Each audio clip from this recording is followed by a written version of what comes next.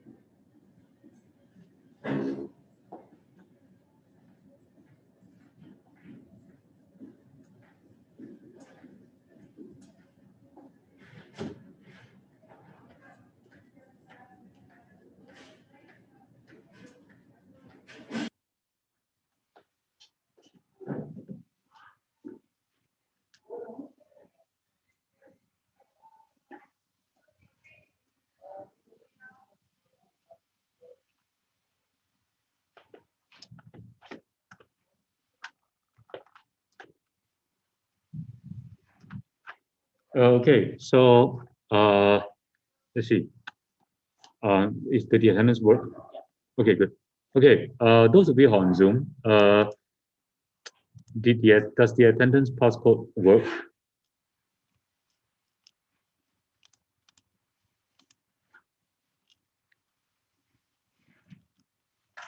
Okay, Sarah, does it work? Okay, good. Okay, great. Okay, so I assume that it works. I'm just going to switch off this thing. Okay. I understand that maybe it's hard to hear me when if you're on Zoom, but I'll try my best, and I'll try not to wander too far away from this microphone. Um, as you probably know, there's been a change in the face covering policy. So all instructors are required to wear a face mask instead of face shield now. So hopefully you will have no trouble hearing what I'm saying through a face mask. And also, well, I was going to say something else, but I forgot. Okay, hopefully this works out. Okay, so last week. So for the last 2 weeks, we have been, starting on moral philosophy with some decent start because we were interrupted on Tuesday by the writing assignment. Okay, so last week, you might remember that we spent some time talking about egoism and talking about human nature. So we were going on this. We were looking at this debate between the two Chinese philosophers about whether human nature is good or bad or evil. Um, we're going to go in a slightly different direction today, but still along the same, more or less the same lines. In the Western tradition, one of the most important philosophers in moral philosophy is Hume, David Hume. Um, Now, David Hume wrote this. He wrote this thing called. He wrote this famous work called the treatise. Called the treatise on human nature.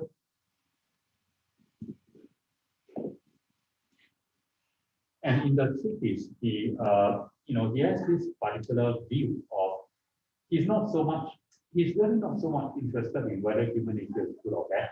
I think he basically he's more interested in another question, which is why are we moral in the first place? I mean, we know that humans do lots of bad things, but humans can also be driven to do good things for each other. We seem to like Mencius mentioned last week.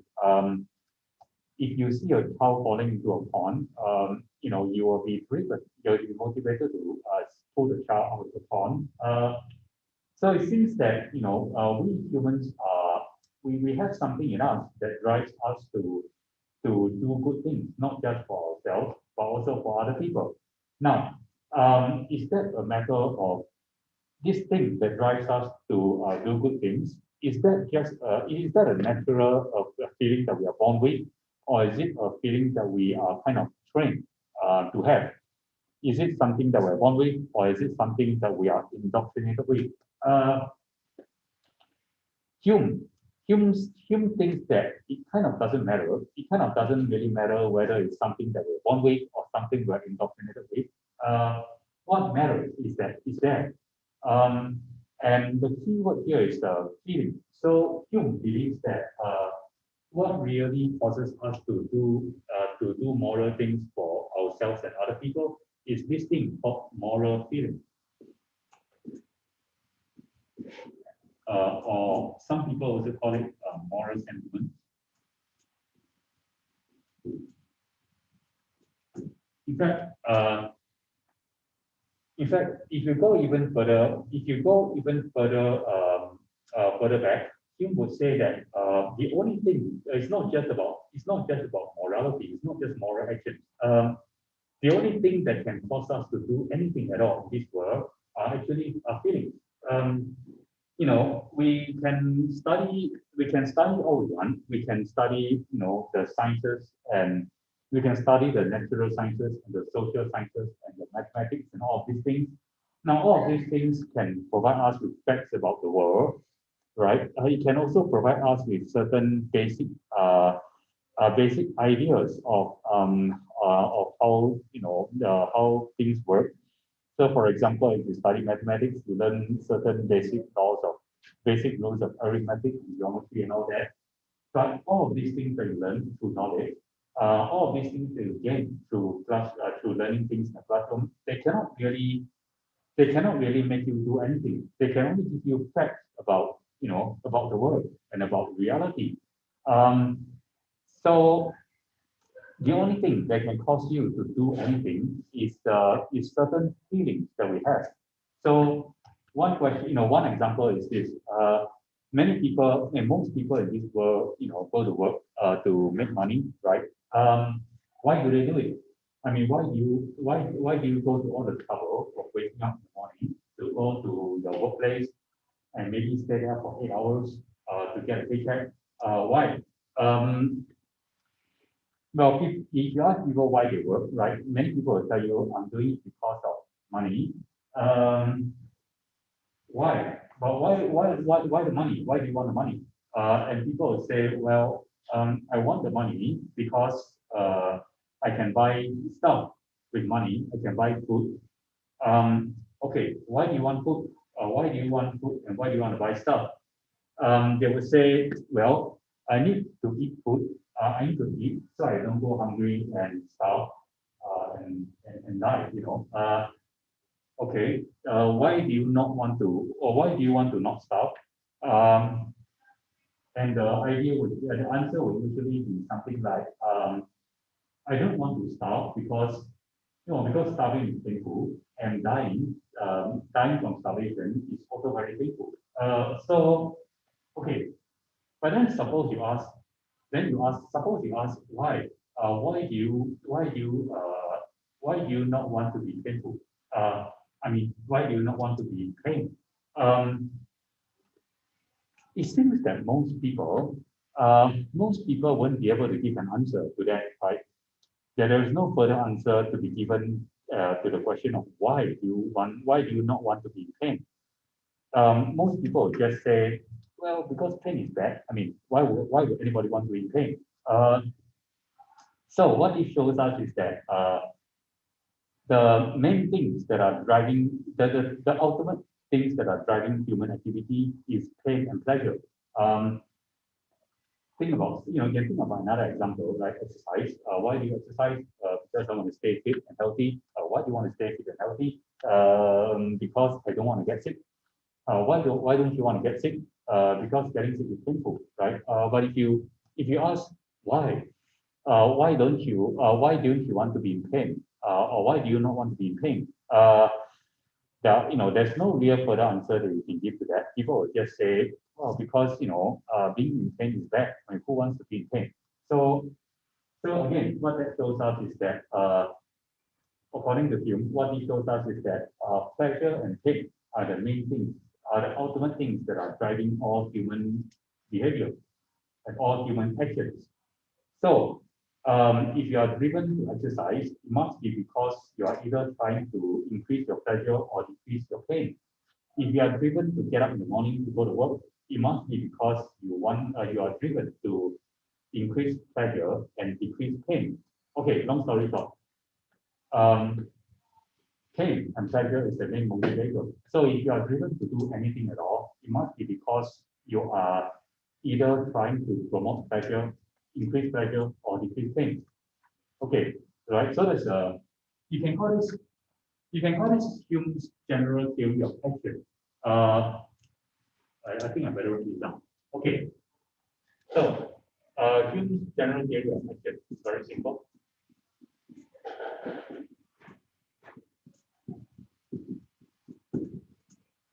Uh, all activity or all behavior stems from stems from pursuit of pleasure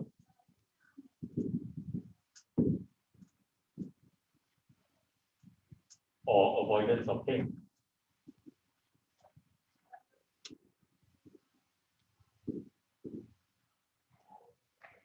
Okay, this is very important. I should repeat this because I was crouching down by the whiteboard just now. Crouching tiger, hidden dragon. Anyway, I was crouching down by the whiteboard just now, and maybe those of you on Zoom can hear me. Okay, very important. So Hume's general theory of action, right, is all activity or behavior stems from pursuit of pleasure or avoidance of pain. Okay, so the key word is all, right? All activity and behavior. So all includes all activity and behavior includes moral activity as well, right? Because moral activity is also an activity. Okay, so what that means, right, is that if you are doing something moral, it means that your moral behavior must also be motivated by, you must be doing it because you are trying to increase pleasure or decrease pain, or both, or maybe both. Okay, how does that follow? Well, let me start by giving you a famous line, a famous quote from Hume. So Hume famously said that it's not contrary to reason to prefer the destruction of the world to the scratching of my little finger.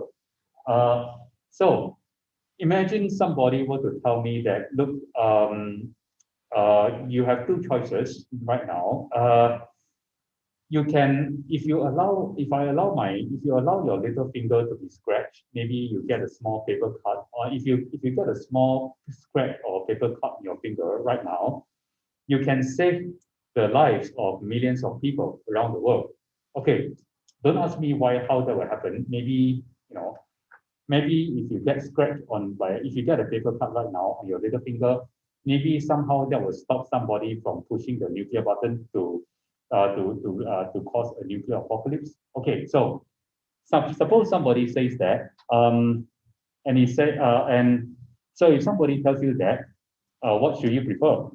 Should you prefer the destruction of all humankind by the pushing of the nuclear button, or should you prefer to just endure a small paper cut? Uh, Actually, paper cuts are really painful. Okay, so I suspect that most people would say that the right thing to do would be to endure the paper cuts, okay, but rather than allow everybody in the world to just die. But Hume would say, look, if you think about it carefully, there is really no real reason why you shouldn't prefer the destruction of the world to having a paper cut. I mean, if I can somehow be protected from the destruction of the world, maybe if I'm in a nuclear bunker somewhere, um, I could say that it is preferable to, I don't care if the rest of the world gets destroyed in a nuclear apocalypse. So, yeah, so it's not, you might say that, you might accuse me of being selfish, being egotistical for preferring the destruction of the world. But being egotistical is, being egotistical is not, it's not contrary to reason. I mean, there are lots of egotistical people around. And you might not like them. You might not want to hang around them. But it's not irrational to be selfish. It's not irrational to be egotistical. So there is no reason, if you think about it that way, there is no reason why everybody shouldn't be egotistical. Um, um, so that's why it's not contrary to reason. It's not contrary to reason to be egotistical. It's not contrary to reason to prefer the destruction of the world to the scratching of my little finger. Bracken? Wouldn't like social guilt kind of be promoting pain? Indeed. That's why it could choose to scratch the finger because Yes, yes. And he would agree. He would say that is actually kind of precisely what I'm saying, what I would say. You say social guilt. So many people would go for many people would go for enduring the paper cut rather than let the rest of the world be destroyed because of some kind of social guilt, as you say. But what is guilt? Guilt, among other things, right? Among other things, guilt is this unpleasant feeling that you have somewhere in you when you, I don't know, is this unpleasant feeling that comes from the recognition that you have done something that you shouldn't do. Uh, so if you think about it this way, what is really stopping you from doing something that isn't really the knowledge? It's not really the knowledge that it is something that you shouldn't do. Rather, it is the guilt. It is the unpleasant feeling that is stopping you from doing something immoral, right? Uh, and that's basically what Hume is trying to say. Hume is trying to say that, just like in all other human activity, it is really your feeling of pain or your anticipation of something unpleasant that is stopping you from doing something immoral. In this case, it is your, guilt, which is basically an anticipation of an unpleasant feeling in your heart, that is causing you to, that is causing you to not to not allow the rest of the world to die, right? Um, I think what's interesting also is that what this shows us is that for most human beings, guilt, the feeling of guilt is more intense than the scratching of your little finger. The feeling of guilt is more intense than the unpleasant feeling that you get from getting a paper cut. So okay, so and so basically he was saying that this still shows that it's not contrary to reason to prefer the destruction of the world. The only thing that's stopping you is this feeling of guilt So it's contrary to feeling. It's contrary to your feeling of guilt to prefer the destruction of the world, but it's not contrary to reason.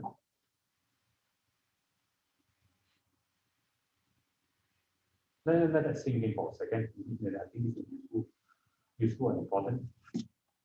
So it is not contrary. If it is contrary to anything, to do something immoral, like destroying the world, what is contrary here is your feeling.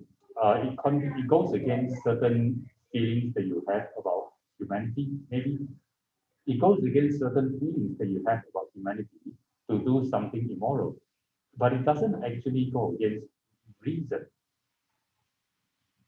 Again, because being selfish doesn't go against reason.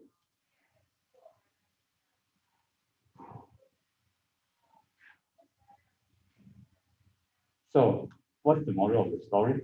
Uh, Moral of the story is that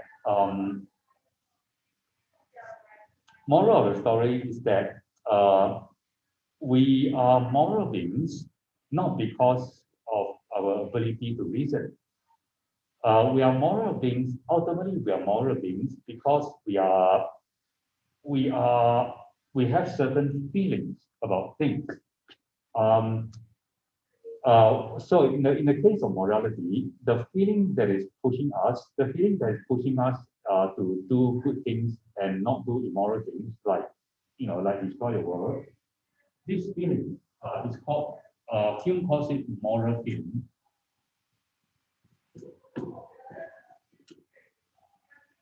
or moral sentiment.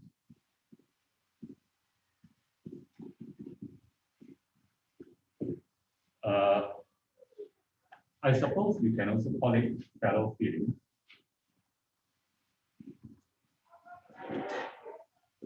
Yes. So, um, so and whether this moral feeling is something that we are born with, or whether it is something that we acquired through being around other human beings as we were growing up, is not really that important. What is important is that what is important is that we have it, and because we have it, because we have this moral feeling, we are able to be moved to do the moral thing at the appropriate time.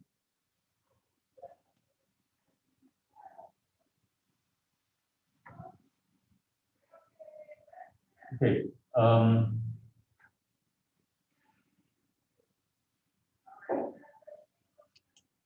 Let's see. Pause here for a second. So, Hume's big idea, if you may call it that, is that we are moral beings not because of reason, but because of this thing that we have inside of us called moral feeling. It doesn't matter whether this feeling is something that we are born with or whether it's something that we acquire as we are growing up. It doesn't really matter. Important thing is that we have it, and it drives us to do the moral thing at the right time, at the appropriate time. Okay. Those of you who are on Zoom, any thoughts about all of this? Any of this?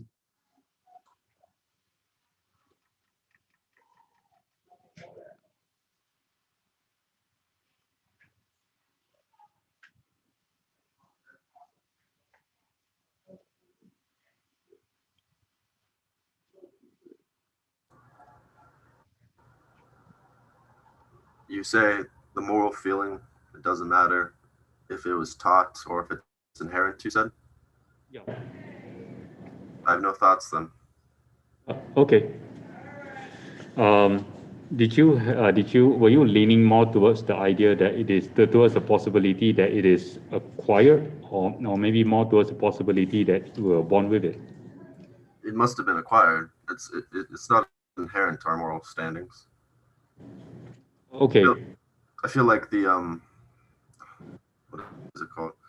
The capability of having to feel some sort of guilt or anything that comes with morality is inherent, but the standards of what we push ourselves to be are definitely taught.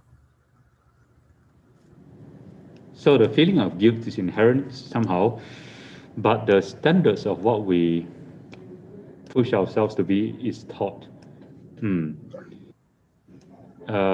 Standards of what we push ourselves to be.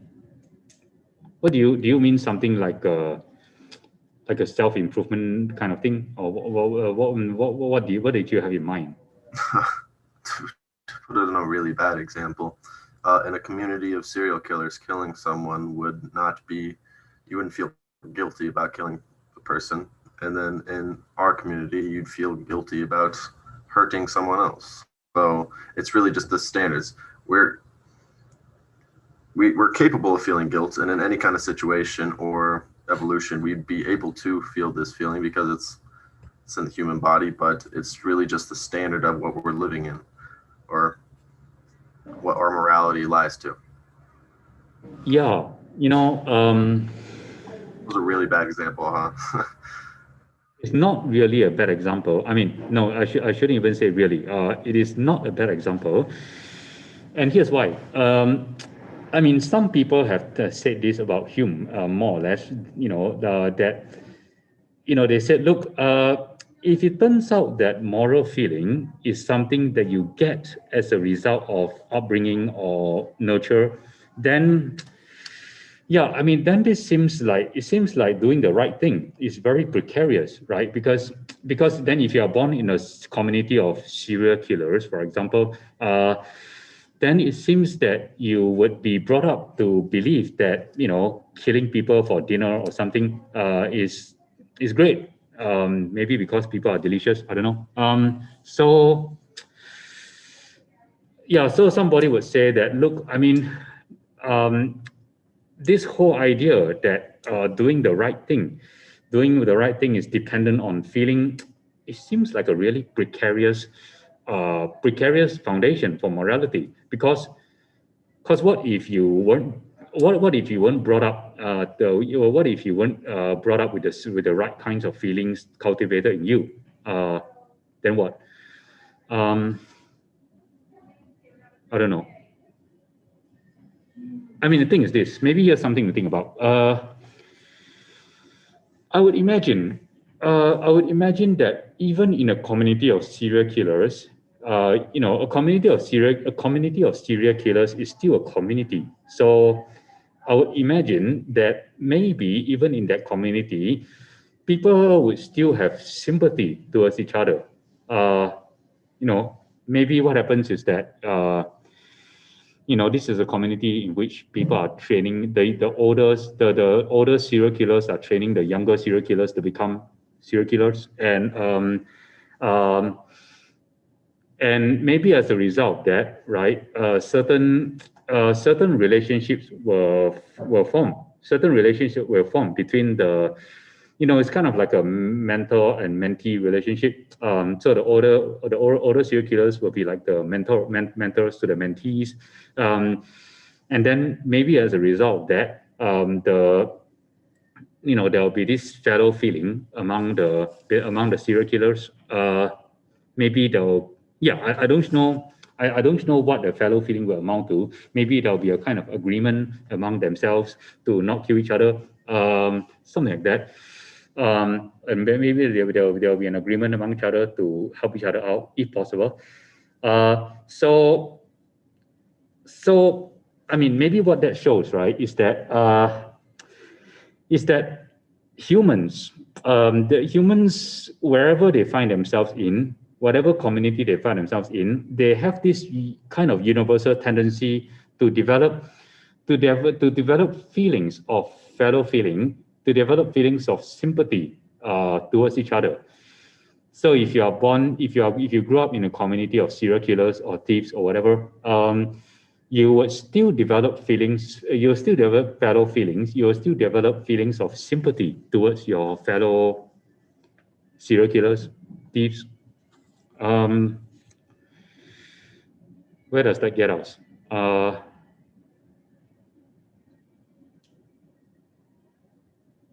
don't know. I mean, okay, so if a feeling of sympathy is something that will crop up, is something that will arise in any human community, in any place where human beings live together. Well, I don't know. Maybe that shows that certain feelings, such as the feeling of sympathy, is something that is kind of uh, inborn. Inborn in us.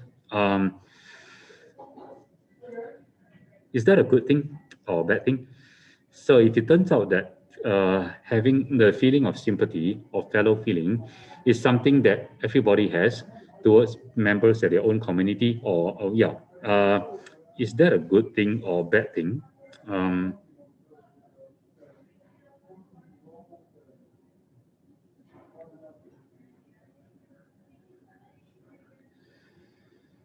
hmm.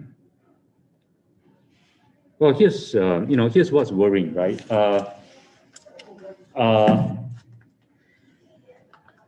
if you grow up in a community of serial killers or in a community of thieves, then you will have sympathy towards the things that thieves do or the things that serial killers do. So if somebody is, if you find your fellow serial killer trying to, kill somebody, you're much more likely to help him out. If you find a fellow thief trying to steal something, you're much more likely to help him out. Um, and it comes back to this idea that maybe what that shows is that sympathy uh, is a very flimsy,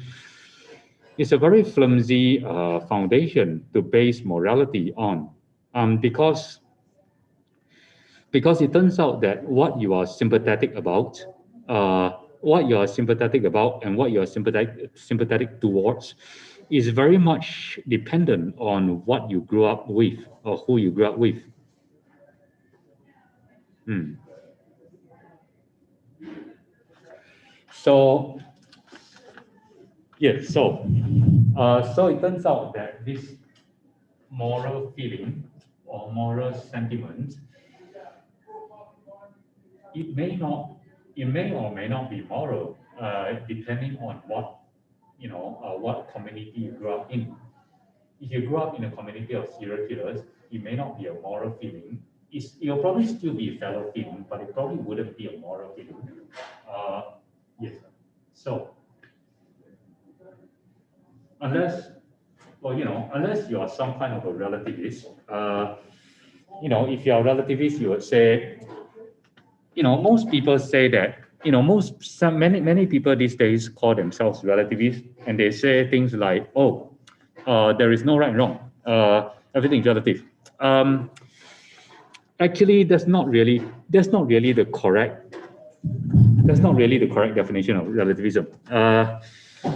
I think the correct definition of relativism is that right and wrong is relative to either your community or relative to what you happen to believe in. So, um, so if you grew up in a community of serial killers, you will believe that it is right to kill. It is right to serial kill people. It is also right to help other people serial kill other people. So in this case, morality is relative. It is relative to, right and wrong is totally decided by what you happen to grow up believing in, what you happen to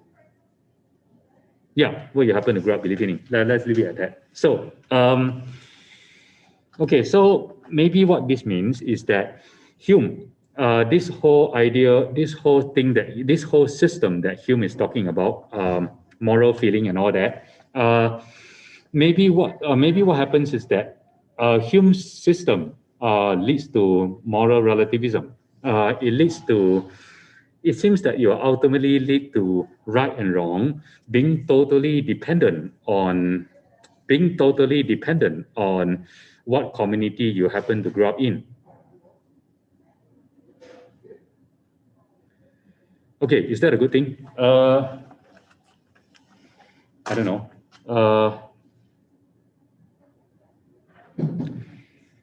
maybe I should ask some people. Do you think that it's a good thing for right and wrong to be totally dependent on what you grew up, what community you grew up in?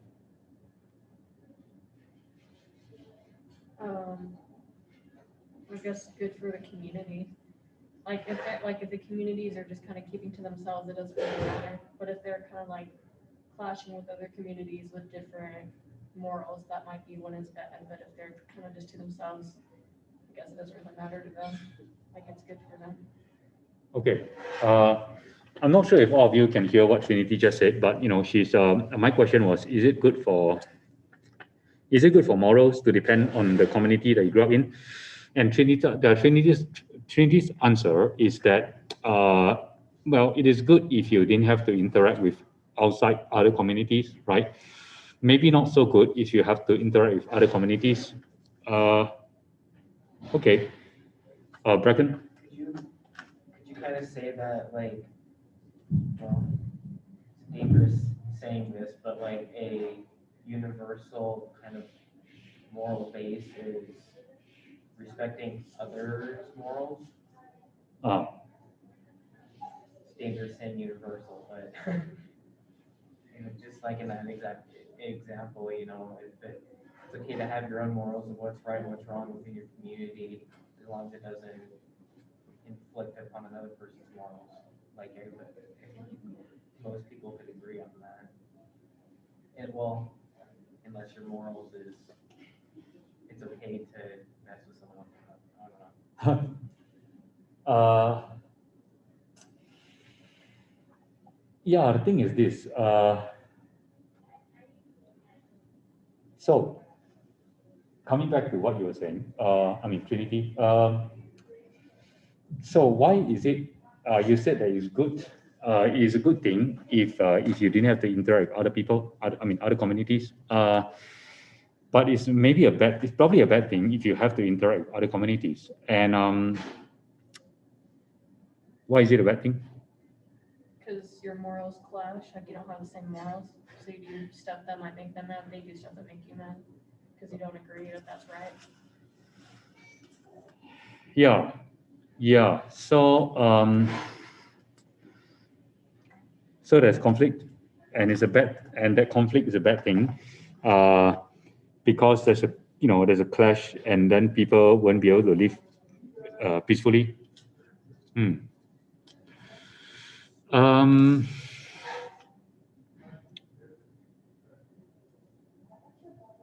Does it make sense? I don't know. I'm just throwing out here. Does it make sense for me to say that it's okay for you to be a serial killer so long as you don't kill me? Because if you could somehow do that, right? If you could somehow arrive at that agreement, it's okay for you to be a serial killer so long as you don't kill me. Then you can see that I and you, we will be able to live together harmoniously. We will have different views about what is right and wrong, okay? But yeah, we will have different views about what is right and wrong. But you don't kill me. You leave me alone. So maybe it's not so bad. Bracken? Is this where you have to go into Kant and moral law? Why? Well, as in, like we talked about in ethics of, like, how to put it, like respecting rational nature. Yeah, yeah. Well, that's what Kant would say. The problem is that Kant probably wouldn't approve of serial killing in the first place. But I don't know, you can imagine a more liberal version of Kant, who thinks that serial killing is okay. And then somehow you'll say, okay, even serial killers have to respect the rational nature of other human beings. So maybe serial killers maybe serial killers and non-serial killers should arrive at some kind of an agreement, some kind of a social agreement, so that they can live harmoniously and peacefully with other people who are not serial killers.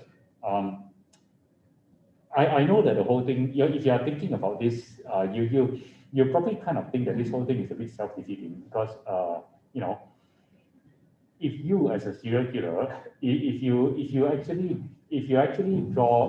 agree to an agreement to not kill other people, then are you still a serial killer? Probably not, right? So it's a bit self-defeating. I agree. But you know, I don't know. I mean, suppose you can kind of just ignore that part first. Don't worry about the self-defeating part. Just think about, yeah, suppose you can come out with an agreement. So then serial killers and the rest of society will be able to live peacefully and in harmony with each other. Maybe because they respect each other's rational nature, like Kant, or maybe because of some other reason, right? And so maybe what that means, I don't know. Maybe what that means is that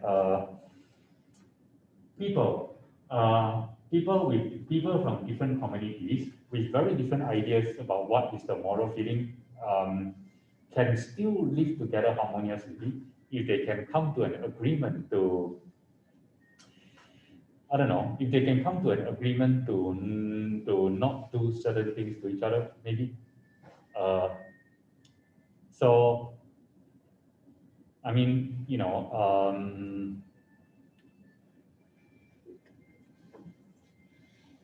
some years ago, this is another crazy example, but some years ago,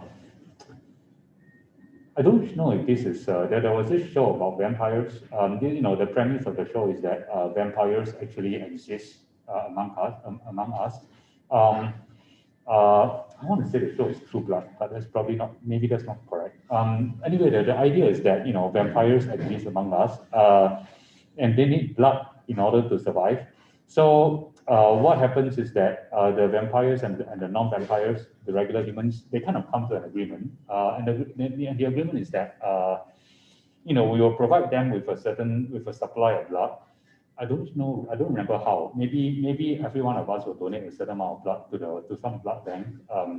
Yeah, every human being who's not a vampire would donate a certain amount of blood to the blood bank every month. And that way, the vampires would have what do you call that? They will have a regular supply of blood to feed on, and so they wouldn't have to, they wouldn't have to terrorize the rest of us. So the idea is that even people with radically different needs, such as vampires and non-vampires, can live together in peace. If they can come to a sort of agreement, if they can come to an agreement to manage their needs properly, yeah.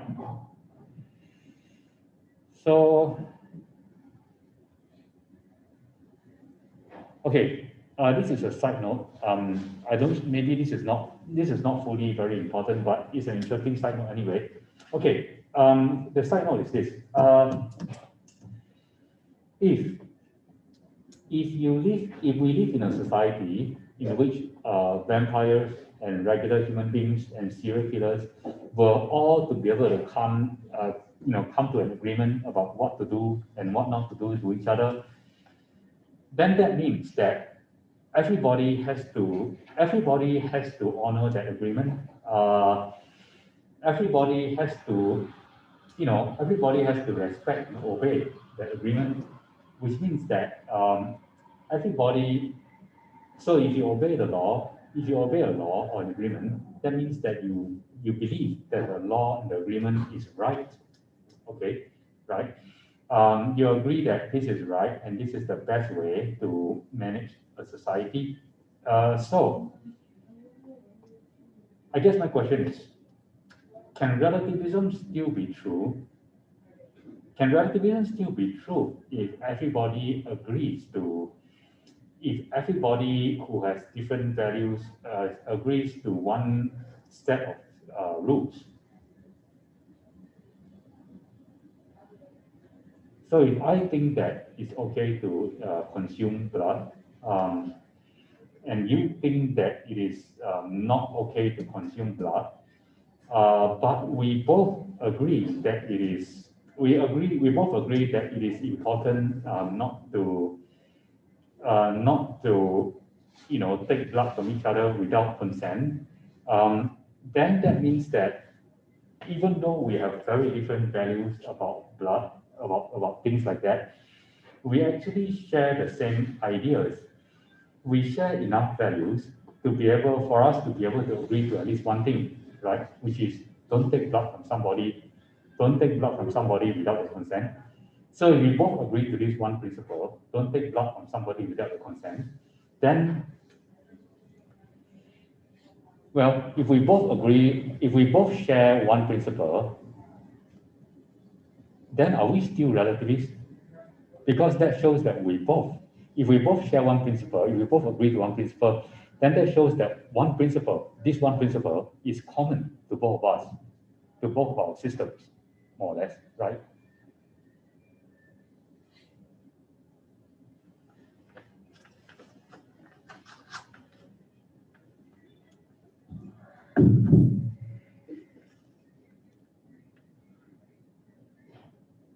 I don't know.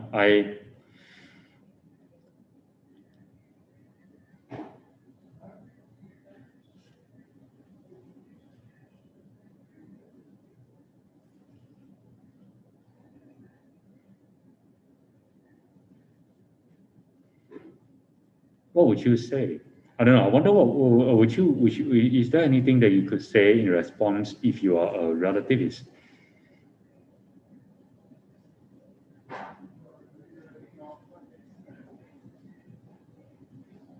Because I just said that, what I just said is that relativism cannot be true because if you are going to live in a society with people who have very different values from you got to agree to certain ground rules. You got to agree to certain principles that you can, that can apply to both of you, so that you can live in peace with each other.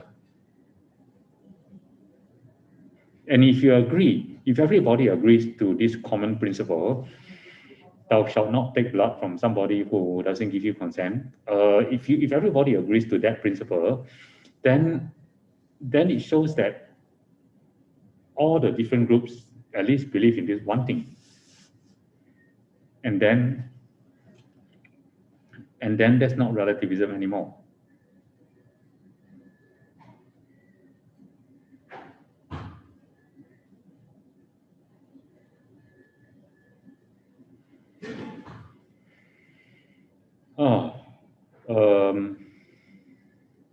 No.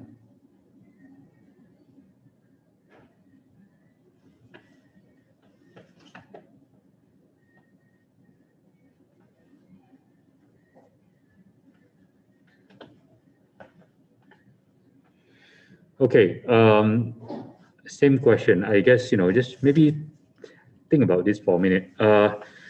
So what do you guys think? Can people still be relativists? I mean, can it still make sense to say that you're a relativist if you recognize certain principles, if you recognize certain ground rules as applying to everybody, regardless of your individual, beliefs?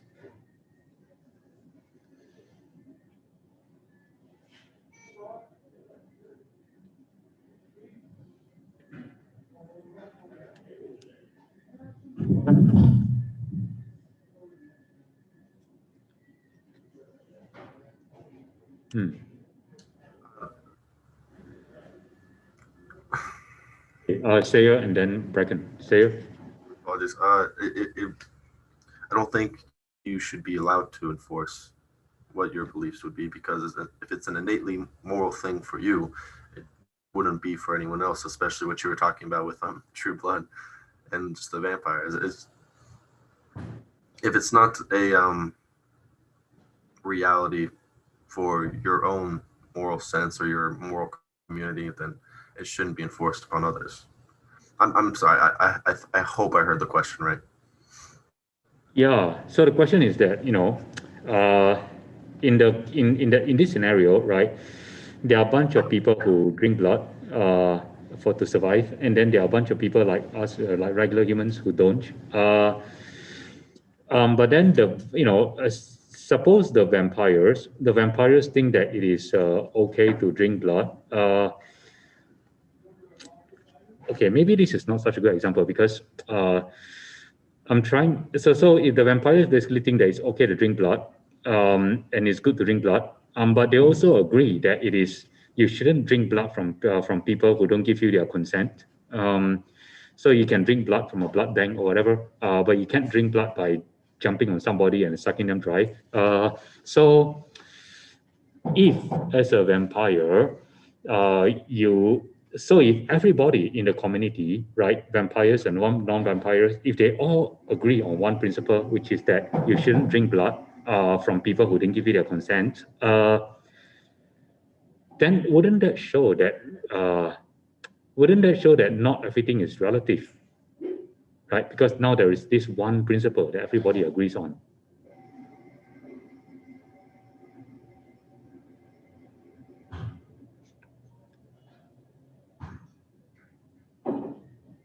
Let's hear from Bracken first. Bracken.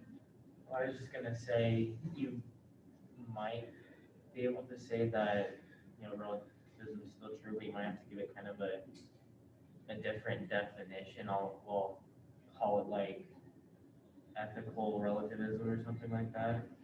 Or I don't know, you almost give it kind of a different name and a different, it's just another variation of relativism. Like, it's true straight relativism like that might, because you have to determine those laws might not really be true, but even if one thing isn't relative, there can still be a bunch of other morals and views and everything that are relative.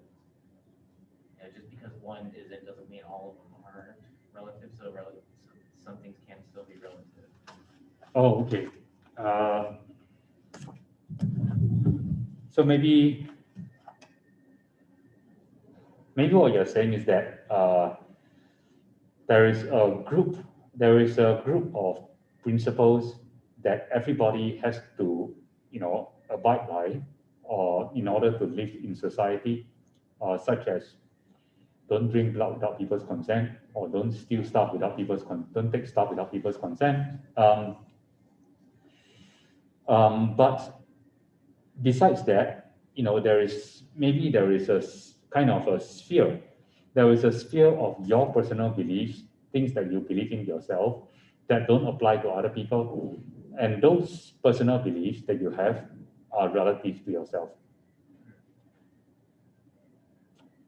I suppose that could make sense, and maybe one could even say that, look, those principles that I agree with, that I abide by, so that I can live harmoniously with other people, don't steal from other people, don't drink their blood without their consent.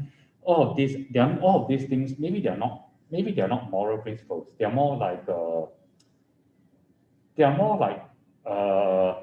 social rules that I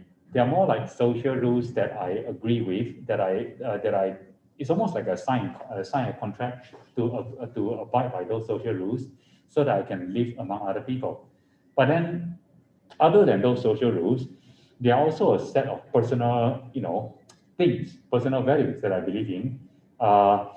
And those personal values I'm free to have those values, because they are, and I'm free to have those values, and they are different from one person to the other, so they are relative. Okay, yeah. So in that sense, you can be a value relativist and still still subscribe or to certain social rules that are needed in order to live peacefully with other people, more or less. Okay.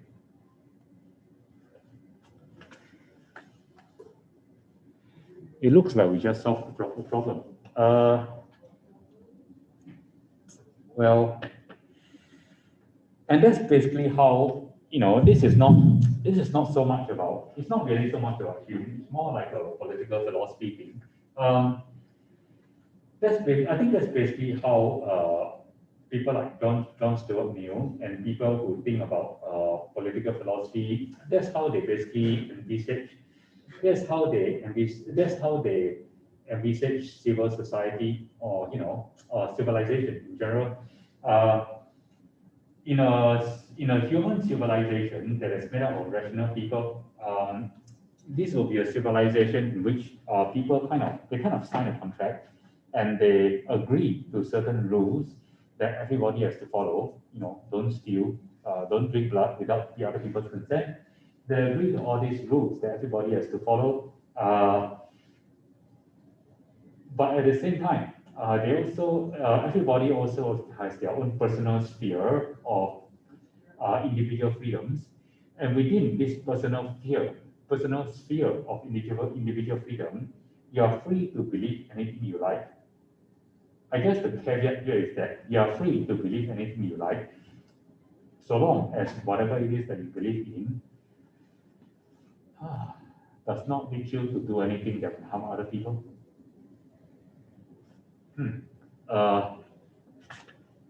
It's an interesting thing. Okay, I see there's a chat message.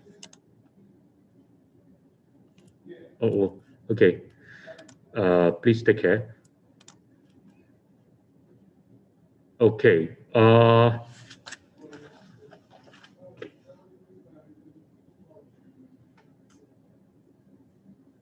I get the sense that, I don't know, I get a sense that, in my other class, I mean, in Introduction to Ethics, in my other class, we kind of talked about this idea a little bit, and I get the sense that there is a bit of a problem sometimes with this arrangement. So the arrangement is that, so long as you abide by certain social rules, you are free to believe whatever you want. So in that sense, values are relative. Sometimes I wonder if there might be problems here because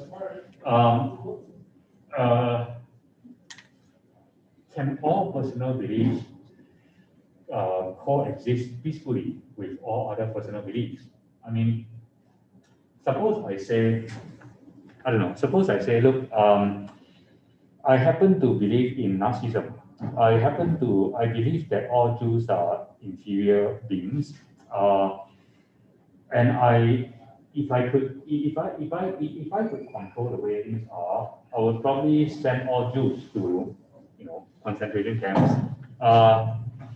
But I respect the rules of society, right? I don't do anything about my beliefs. I just hold these beliefs. But what I do is whenever I can, I will hold rallies.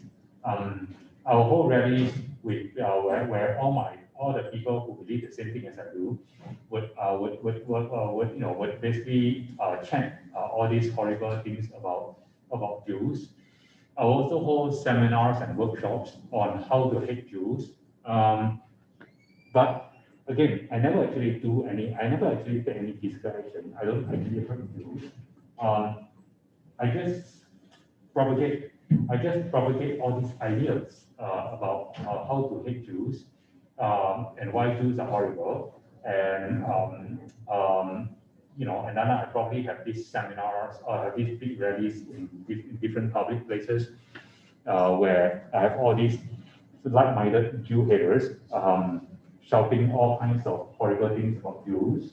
So I probably, if any Jews happen to be walking around when I'm doing those rallies, you'll probably be super unpleasant for them.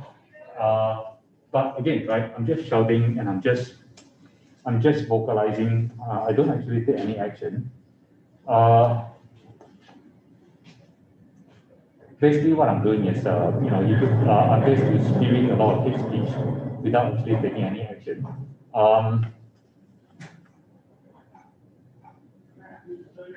I don't know. I mean,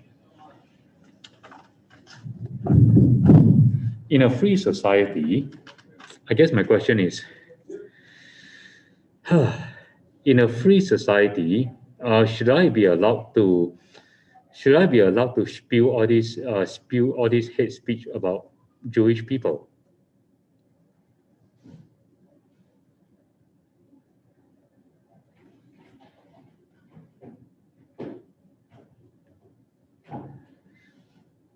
Okay, those of you on Moodle, I mean Zoom, what do you guys think? So I agree to, I'm a person who hates Jews. Well, I mean, not really, but imagine. I'm a person who hates Jews, and I obey the social rules, right? I don't steal. I don't take people's blood without their consent. But I happen to hate Jews, so I organize all these rallies, I organize all these seminars, and all this, spewing all this hateful content. Should I be allowed to do that in a free society?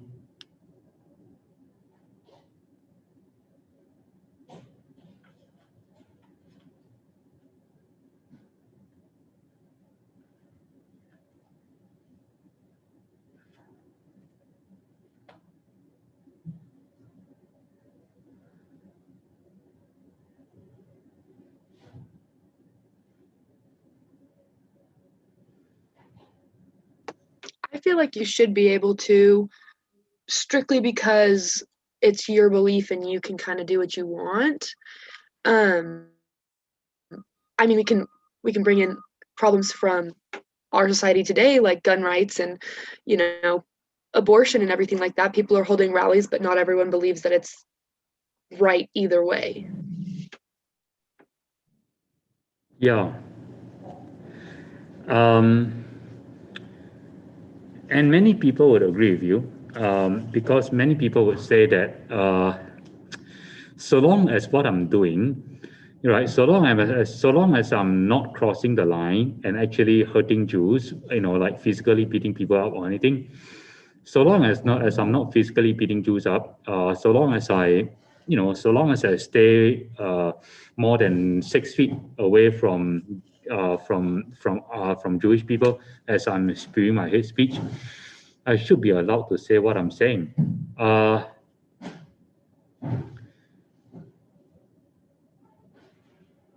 if that's true, right? If that is true, if we assume a couple of things, that is true. If we assume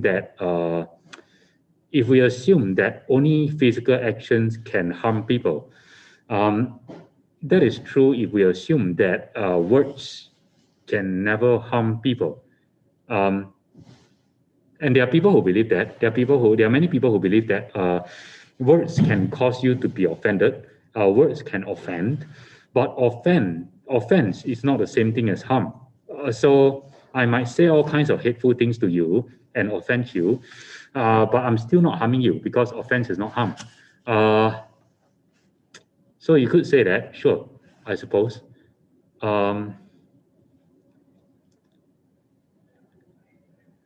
and that basically, that would be true if we assume that offense is not the same as harm, and that no matter how much I offend you, I'll never harm you.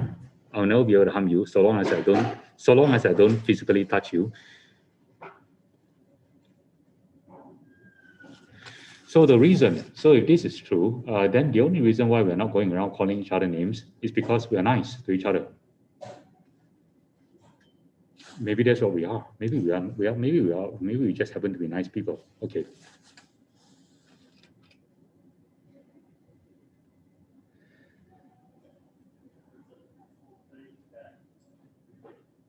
Okay. Interesting.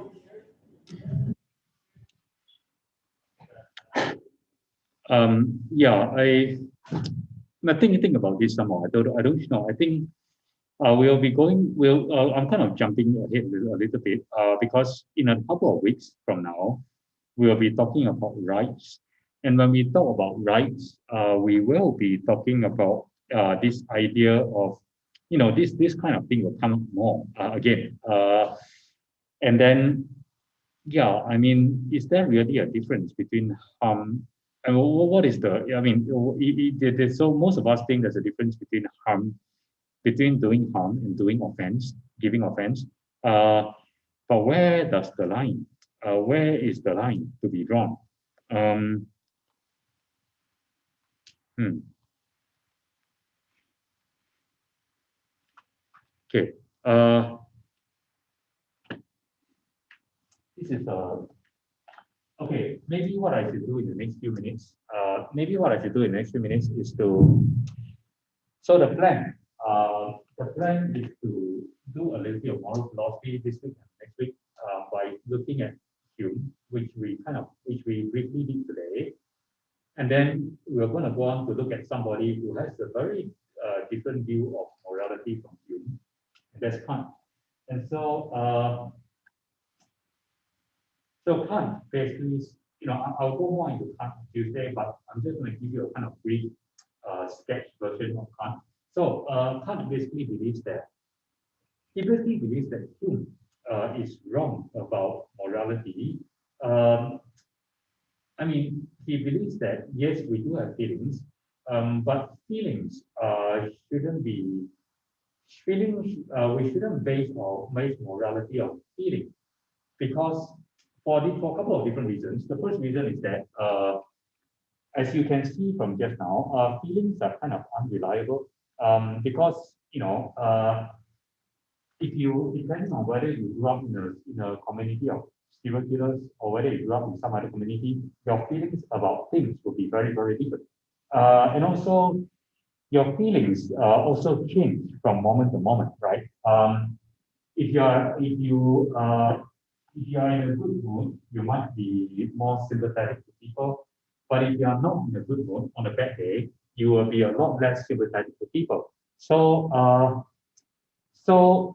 if you base morality on feelings, then that would imply that your morality has to be changing all the time because your feelings are changing all the time.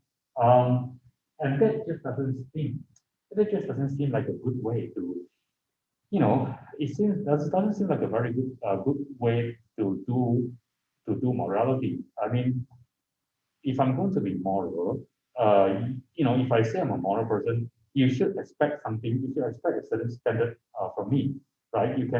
You should be able to say what I believe in, and from there you should be able to predict what I'm going to do in this or that situation. But feelings are changing all the time. So if you base morality on feelings, then you won't be able to know what I stand for. What I stand for would basically change from one moment to the next, depending on my feelings. So for this reason, Kant thinks that morality, feelings is a very very poor way to base morality. So morality has to be based on something that is more stable, something that is more permanent than feelings. And the good news, according to Kant, is that we are capable of more than just feelings. We are capable of reason. And reason is something that is, according to Kant, is unchanging. The moral law, which is the supreme law of reason, according to Kant, is also unchanging. So if we base our morality on reason instead of feelings, on the moral law instead of feelings, then we will be in a much better place. Yes, we'll be in a much better place. Okay. So where is that much better place and how does it look like? Okay, well, let's find out on Tuesday, next Tuesday. Okay, in the meantime, I don't think I should go into Kant anymore because then I will have to abruptly cut myself off. Okay, so maybe with that, okay, maybe we can call this a day. We'll pick up again on Tuesday. So on Tuesday, okay, maybe this is a good time for me to also say something about what to look at on Tuesday. So your textbook, have a look at page 543. Yeah, okay, 542 actually. 542 to 555. So have a look at 542 to 555 for Tuesday. That's a good number. Okay. Okay. Excuse me. All right. So let's do that, and we'll get into Kant on Tuesday. Okay. Thank you, and I'll see you on Tuesday.